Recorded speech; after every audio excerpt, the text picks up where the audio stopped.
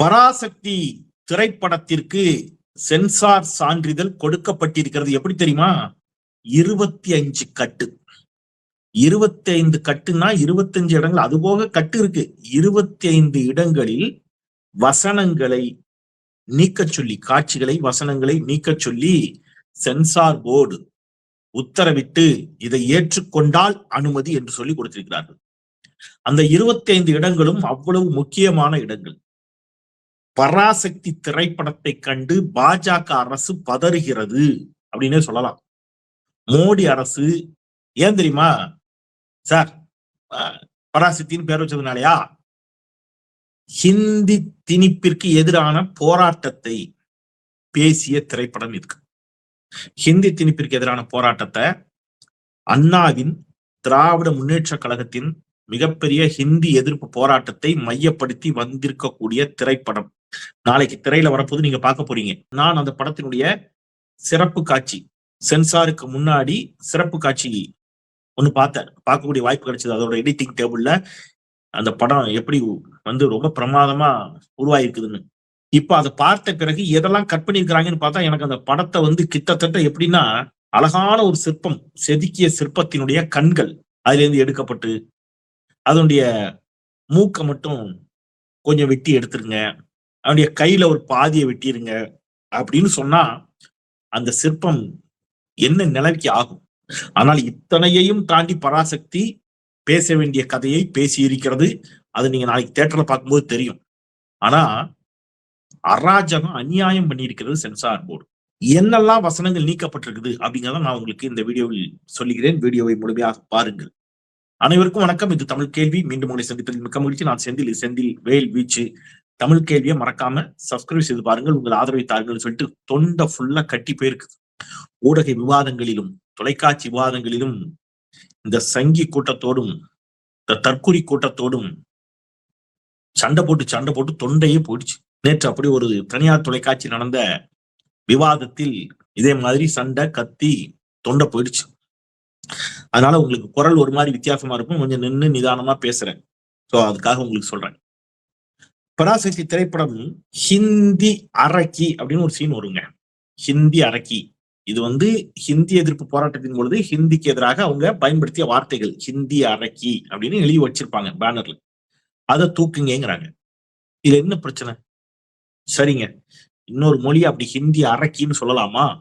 அதெல்லாம் அந்த காலத்துல சொல்லியிருப்பாங்க. இப்ப அதை நினைவுபடுத்தினா அது வேற ஹிந்தி பேசுற மக்களுக்கு கோபத்தை ஏற்படுத்துங்களே, அது ஒரு பிரச்சனை ஏற்படுத்துங்களே அப்படின்னு நினைச்சு அந்த காட்சியை நீக்க. ரைட், ஓகே, பரவாயில்ல, நீக்கிட்டீங்க. ஹிந்தி படிச்சு நான் என்னடா செய்ய போறேன்னு ஒரு கேள்வி. ஹிந்தியை கத்துக்கிட்டு ஒரு டைலாக், ஹிந்தியை கத்துக்கிட்டு அப்படின்னு அதை கட் பண்ணி தூக்கிட்டாங்க. இந்த வசனம் எல்லாம் அந்த திரைப்படத்துல, அந்த காட்சியில, அந்த இடங்கள்ல அவ்வளவு வலிமையான முக்கியமான வசனங்கள். அதாவது ஹிந்தி படிச்சாதான் வேலை கிடைக்கும்னு சொல்லுவாங்க. ஒரு இளைஞன் ஹிந்தி படிப்பான், படித்த பிறகும் அவனுக்கு வேலை கிடைக்காது. ஏன்டா அப்படின்னு கேட்டா, நீ ஹிந்தி பேசுற, ஆனா ஹிந்திக்கார மாதிரியே நீ ஹிந்தி பேசல, அவன் எவ்வளவு அழகா பேசுறான் பாத்தியா அப்படிம்பாங்க. அப்ப அந்த இளைஞன் கோவப்படுவான். வேலைக்காக அவன் போராடுவான். ஹிந்தி படிச்சாதான் அவனுக்கு வேலை என்று சொல்கின்ற பொழுது அவன் தன்னைத்தானே தீயிட்டு மாய்த்து கொள்வான். இப்ப நான் ஹிந்தி படிச்சு எனக்கு பலன் இல்லாம போயிட்டேன் அப்படின்னு சொல்லக்கூடிய, வேதனையோடு சொல்லக்கூடிய காட்சிகள் எல்லாத்தையும் இந்த சென்சார் போர்டு கட் பண்ணி தூக்கிடுச்சு. ஏன்? பாஜக அரசு ஹிந்தியை, நீங்க ஏதோ காங்கிரஸ் ஆட்சியில நடந்துச்சு, காங்கிரஸ் பாஜகன்ட்டு இல்ல, டெல்லியில் ஆண்டவர்கள் இன்னைக்கு காங்கிரஸ், இன்றைக்கு ராகுல் காந்தியினுடைய தலைமையிலான காங்கிரஸ் தன்னுடைய நிலைப்பாட்டை நிறைய மாற்றி இருக்கிறது. இன்றைக்கு ராகுல் காந்தி சமூக நீதி, சமூக நல்லிணக்கம், பிராந்திய மொழிகளினுடைய அந்த அவசியம், இது எல்லாத்தையும் இன்னைக்கு பேசுறாரு. அவருக்குள்ளபடியே சல்யூட் பண்ணலாம். ஆனா காங்கிரஸ் அன்னைக்கு என்ன பண்ணுச்சோ அதை இன்னைக்கு பாஜக பண்ண ஆரம்பிச்சிடுச்சு. பாஜக இன்னைக்கு ஹிந்தியை திணிக்குது, சமஸ்கிருதத்தை திணிக்குது.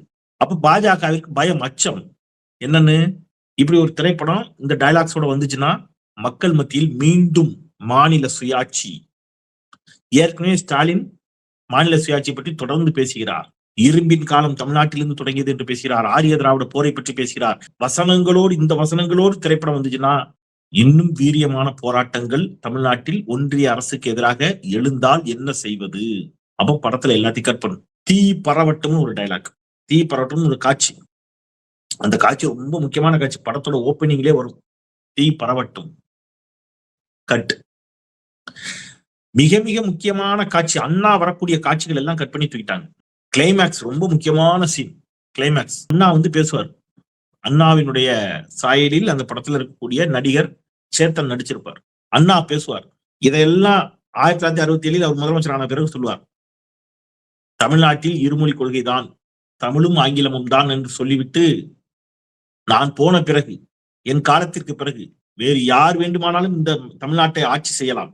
ஆனால் இந்த அண்ணா கொண்டு வந்த இருமொழி கொள்கை உள்ளிட்ட திட்டங்களை உங்களால் நீக்கவே முடியாது. உங்களால் நீக்கவே முடியாது என்ற நாள் இருக்கும் வரை இந்த தமிழ்நாட்டை யார் ஆட்சி செய்தாலும் இந்த அண்ணாதுரை தான் ஆள்கிறான் என்று பொருள் என்று பேரறிஞர் அண்ணா பேசுவார். அது உண்மையிலே அவர் சொன்ன டைலாக். எதெல்லாம்? இருமொழி கொள்கை, சுயமரியாதை திருமணம், தமிழ்நாட்டிற்கு தமிழ்நாடு என்று பெயர் வைத்தது, இதெல்லாம் அப்ப அவர் சொல்லுவாரு, நீங்க தமிழ்நாட்டிற்கு வேற பேரை மாத்திர முடியுமா? தமிழ்நாட்டை தமிழகம் என்று ஆளுநர் உச்சரித்த உடனே தமிழ்நாட்டில் கோபம் வருது. சுயமரியாதை திருமண சட்டத்திற்கு அங்கீகாரம் நீக்கிற முடியுமா? வேற எந்த ஸ்டேட்லயும் கிடையாது. நீங்க அப்படி இருமொழி கொள்கை தமிழ்நாட்டில்தான். இது எவ்வளவு உணர்ச்சி வயப்பட்ட இடம் தெரியுமா? அந்த காட்சியை பார்க்கும்போது நான் விசில் அடிக்கிறேன், கைத்தட்டேன் என்ன அறியாம.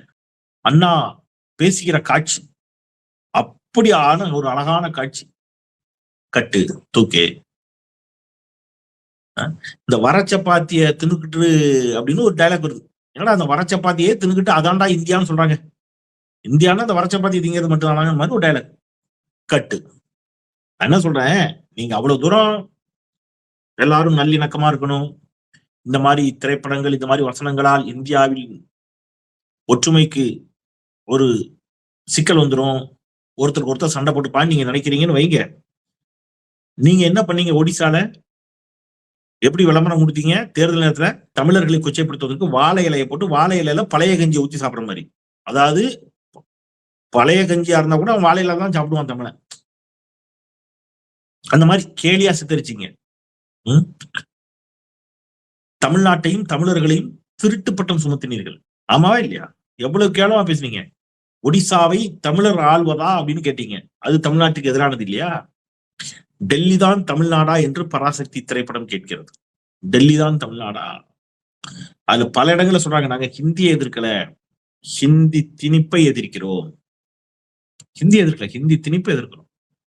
இப்படி இவ்வளவு விவரமா இதெல்லாம் சொன்ன பிறகும் 25 இடங்களை சென்சார் போர்டு கத்தரித்து தூக்கி வீசி இருக்கிறதுன்னு சொன்னா, இந்த திரைப்பட உயிரோட்டமுள்ள ஒரு திரைப்படமாக வந்து விடக்கூடாது என்ற அச்சம். சார் நீங்க சொல்றத பார்த்தா ரொம்ப இந்த படத்தை நிச்சயமா திரையரங்களை பார்க்கணும் போல இருக்க. அவசியம் திரையரங்களை பாருங்க. ஆபாச காட்சிகள் இல்லை, இரட்டை அர்த்த வசனங்கள் இல்லை, குடும்பத்தோட பார்க்கலாம். U/A சர்டிபிகேட் கொடுத்துருக்காங்க. அது ஏன் அப்படின்னா 16 வயதிற்கு மேல் இருப்பவர்கள் பெற்றோரோடு இருந்து பார்க்கணும்னு சொன்னது காரணம் சண்டை காட்சிகள். அதுல வந்து சண்டைங்கிறத பயங்கரமா இந்த இங்கிலீஷ் படத்துல போடுற மாதிரி இல்ல, காவல்துறை எப்படியெல்லாம் அந்த போராட்டத்தை ஒடுக்கியது என்ற காட்சிகளை அதுல காட்சிப்படுத்தியிருக்காங்க. அந்த காட்சிகளை சிறுவர்கள் பார்ப்பது சிக்கல் என்பதற்காக அதுக்கு என்ன செஞ்சிருக்கிறாங்க, U/A கொடுத்திருக்கிறாங்க. மற்றபடி U/A வந்து நீங்க என்ன நினைச்சக்கூடாதுன்னா, இங்க A சர்டிபிகேட் அப்படின்னாலே பல பேர் என்ன நினைச்சிடறாங்கன்னா, ஏதோ ஆபாசமான காட்சிகள், இரட்டை அர்த்த வசனங்கள் அது மட்டும் தான் ஏன்னு நினைக்கிறான். அப்படி இல்லை. A அப்படிங்கிறது இப்ப நீங்க விடுதலை பார்ட் 2க்கு A கொடுத்தாங்க. அது அப்படியா வருது?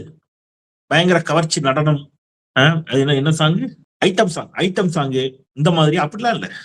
நீங்க அந்த காட்சியின் தேவை கருதி இயக்குனர் வந்து அதை படமாக்குகின்ற பொழுது ஒரு கெட்ட வார்த்தையை பயன்படுத்தி இருந்தாருனால A சர்டிபிகேட் கொடுத்துருவாங்க. சோ A சான்றிதழ் அப்படிங்கிறது ஏதோ அப்படி இல்லை. சோ எதுக்கு சொல்றேன்னா, இந்த படத்துக்கு U/A கொடுத்துருக்காங்க. சோ நீங்க அவசியம் போய் பார்க்கலாம், குடும்பத்தோட போய் பார்க்கலாம். இந்த முக்கியமான காட்சிகள் இருக்குல்ல, இப்ப நான் சொன்ன காட்சிகள், இந்த காட்சிகளோட இந்த திரைப்படம் வெளியாகும். எங்கன்னா வெளிநாட்டுல, இந்தியாவில் இல்ல, வெளிநாடுகளில் இந்த காட்சியோட இந்த திரைப்படம் வெளியாகும். அங்கே இருப்பவர்கள் இந்த காட்சிகளோடு இந்த திரைப்படத்தை ரசிக்கலாம். விரைவில் OTT தளத்துல இந்த படம் வருகின்ற பொழுது OTT தளத்திலையும் இந்த காட்சிகளோட வரும். அப்ப நீங்க இந்த படத்தை பார்க்க முடியும். அதற்கு முன்பாக நீங்க அவசியம் திரையரங்கில் ஒரு வாட்டி நினைச்சீங்க போய் பாருங்க.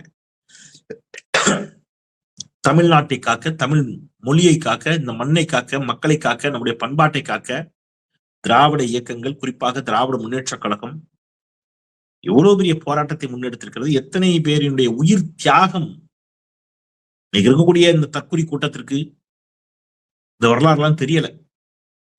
ஏதோ எல்லாம் இயல்பா நடந்துன்னு நினைக்கிறீங்க. இந்த நாடு இன்னைக்கு இப்படி இருக்குது, வளர்ந்து நிற்கிறது. மொழி, இனம், கலாச்சாரம், பொருளாதாரம் எல்லாவற்றிலும் வளர்ந்து நிற்கிறது என்று சொன்னால் அதற்கு யாருன்னே தெரியாத பல பேர் தங்களுடைய உயிரையே பணயம் வைத்திருக்கிறார்கள், தங்கள் உயிரை தியாகம் செய்திருக்கிறார்கள் திராவிட இயக்க தோழர்கள். அதை புரிந்து கொள்ள வேண்டும். அதை நீங்க அப்ப சார் நீங்க சொல்றதை பார்த்தா ஏதோ கிளாஸ்ல பாடம் எடுத்த மாதிரி இருக்கும் போல இருக்க படம் அப்படின்னா அப்படி இல்லை. கமர்ஷியலான படம். ஆங்காங்கே உங்களுக்கு நகைச்சுவை, காதல், காதல்ங்கிறது ஆபாசமா இல்லாம இயல்பான ரொம்ப கண்ணியமான உடைகள் தான் கதாநாயகன் கதாநாயகிலாம். கனவு சாங்ல கூட யாரும் டிங்கிடி டிங்கிடி எல்லாம் ஆடுறது இல்லை, அந்த மாதிரிலாம் இல்லை. சோ படத்தை பொறுத்தளவுல தைரியமா நீங்க குடும்பத்தோட பார்க்கலாம், அதை விட்டுருங்க. ஆனா என்னோட கேள்வி, இவ்வளவு தூரம் ஒன்றிய அரசு கேரளா ஸ்டோரி அக்செப்ட் பண்ண அரசு காஷ்மீரினுடைய வரலாற்றையே நீங்க எப்படிலாம் கலை வடிவத்துல எப்படிலாம் புனைந்தீர்கள், எப்படிலாம் திரித்து சொன்னீர்கள் அப்படிங்கிறதெல்லாம் மக்கள் பார்த்தாங்க. அதற்கெல்லாம் அனுமதி கொடுக்கக்கூடிய சென்சார் போர்டு பராசக்தியை கண்டு பதறுகிறது. சரி இருக்கட்டும். இப்போ உங்களுக்கு ஒரு கேள்வி வரும், சார் ஜனநாயகம் அன்னையிலும் சொல்லிட்டு இருக்கிறதா? நான் ஏற்கனவே சொல்லியிருக்கேன்ல, எஸ். அதுக்காகத்தான் அவங்க வெயிட்டிங். பராசக்தி இறங்கி ஒரு 4 நாளாவது ஆகட்டும். ஏன் அப்படின்னா, திரையரங்க உரிமையாளர்கள் ஒன்று சொன்னாங்க, குறிப்பா திருப்பூர் சுப்பிரமணியம் ஒன்று சொன்னார். ஜனநாயகனுக்கு 60 விழுக்காடு திரையரங்குகளையும் 40 விழுக்காடு திரையரங்குகள், 100 தியேட்டருக்குன்னா 60 ஜனநாயகனுக்கு 40 பராசக்திக்குன்னு தான் நாங்க நினைச்சோம். ஆனா ஷேர் ஒரு தியேட்டர்ல படத்தை போடும்போது வர்ற டிக்கெட்ல யாருக்கு எவ்வளவு பங்குன்னு. அப்ப நாங்க வழக்கமா 60 விழுக்காடு பங்கு கொடுப்பாங்க. யாருக்கு? விநியோகஸ்தர்களுக்கு 60 விழுக்காடு, தியேட்டருக்காரங்களுக்கு 40 விழுக்காடு இந்த டிக்கெட் காசுல. அப்படின்னா ஜனநாயகம் மட்டும் என்ன கேட்கறாங்க? 75 விழுக்காடு கேட்கறாங்க. சில திரையரங்குகளில் 80 விழுக்காடு கேட்டாங்க. அதாவது 100 ரூபாய்க்கு நீங்க டிக்கெட் வந்தீங்கன்னா 80 ரூபாய் யார்ட்ட கொடுத்துடணும்? விநியோகஸ்தருக்கு கொடுத்துடணும். அவர்தான் படத்தை வாங்கி உங்க தியேட்டர்ல போடுறாரு. மீதி 20 ரூபா தான் யாருக்கு? திரையரங்கு உரிமையாளருக்கு. அப்ப இது எங்களுக்கு கட்டாது அப்படிங்கிறதுனால. ஆனா பராசக்தி திரைப்படத்தை பொறுத்தவரை 60% தான். சில இடத்துல அதுக்கும் கீழே குறைச்சு கொடுத்தாங்க. எனவே நாங்க பராசக்தி திரைப்படத்தை கூடுதலாக திரையிட்டோம் அப்படின்னு அவர் சொன்னார். அப்ப இப்ப விஜய் தரப்பு என்ன நினைக்குது? பராசக்திக்கு கூடுதல் திரையரங்கு கிடைச்சிருக்கு, படமும் கொஞ்சம் நல்லா இருக்கு, நம்ம படம் ஓடலைன்னா சிக்கல். அதனால பராசக்தி ஒரு வாரம் ஓடட்டும் அல்லது 4-5 நாள் ஓடட்டும், அதுக்கப்புறம் நம்ம படத்தை இறக்குவோம். அந்த டயத்துல சிபிஐ விசாரணை அது இதுன்னு பரபரப்பாக்கி நம்ம படத்துக்கு கூட்டத்தை சேர்த்துடலாம் அப்படிங்கிற ஒரு நாடகத்தை இவர்கள் நடத்தி கொண்டிருக்கிறார்கள். இந்த நாடகம் முடியும் நேரம் வந்திருக்கிறது. நாடகம் முடியும். நிச்சயம் தமிழ்நாடு மக்கள் அதை புரிந்து கொள்வீர்கள் என்று சொல்லி மீண்டும் ஒரு முறை தமிழ் கையிலே சப்ஸ்கிரைப் செய்து பாருங்கள், உங்கள் பேராதரவை தாருங்கள் என்று கேட்டு விடைபெறுகின்றேன். குரலற்றவர்களின் குரலாய் நான் செந்தில். நன்றி.